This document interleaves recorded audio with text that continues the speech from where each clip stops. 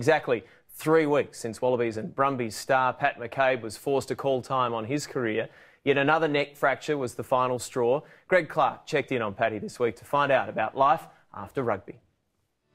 Plenty of runners, McCabe! Pat McCabe scores!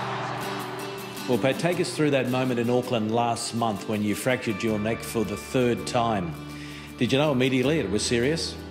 Yeah, I had a fair idea. I think having done it twice before, I knew exactly what that pain felt like. I know the spot exactly where it happened. So as soon as I felt it, I did know. I think I probably stayed on there for a little bit longer in that passage of play, which I guess in hindsight maybe I shouldn't have. But I think I just didn't really want to submit to knowing that was probably going to be the last time I'd walk off. And as I was sort of sitting there on the bench watching, it was a pretty dark time knowing that I was heading to the hospital again to have scans, and there was a decent chance that they weren't going to be too good. You had your first serious neck injury during the Wallaby Spring Tour 2012. What were you thinking during the recovery? Did you ever consider retirement then? No, I didn't actually. I had some differing advice, and for the most part everyone was really positive about the fact that it would fully heal and that I'd be able to make a full recovery. Along each of the times, now this is the 3rd, if anyone had said that I was taking a ridiculous risk in terms of potential paralysis or anything like that, then I wouldn't have come back. But I still had a really strong burning desire to come back. I felt like I hadn't achieved the things that I wanted to, and I'm still, while I'm sitting here in this, I'm still very glad that I did come back each of those times. But it's less than a month since you announced your retirement from rugby. Has it sunk in yet, or do you still have that urge to play again? I'm not sure it fully has sunk in. I think that'll come in time.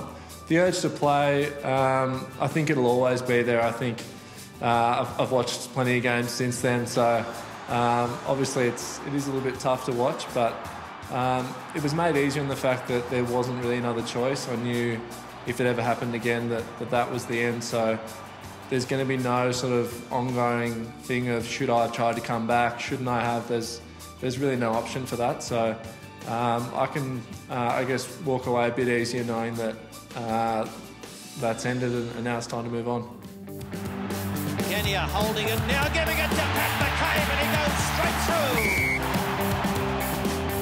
through. Wallabies coach Ewan McKenzie said you were one of the smartest and most dedicated players he's seen. That sort of praise must mean a lot to you.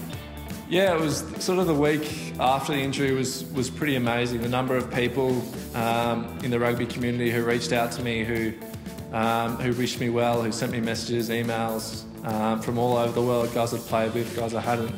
A couple of the All Blacks guys who messaged me, things like that.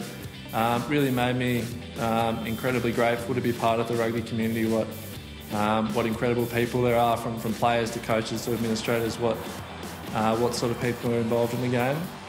There's a hell of a lot of players out there who had a lot more potential and a lot more talent than I did. So to walk away with 24 tests when I never thought I'd even play a game of first grade down at Rat Park is pretty special. What's the highlight in Test rugby? I think by that quarter-final we won in the World Cup. That wasn't a particularly happy time for me. I wasn't playing that well, and me as well as the whole team was under a lot of pressure, and so to win that game really meant a lot, and it's something which I still remember very fondly. What does the immediate future hold for Pat McCabe?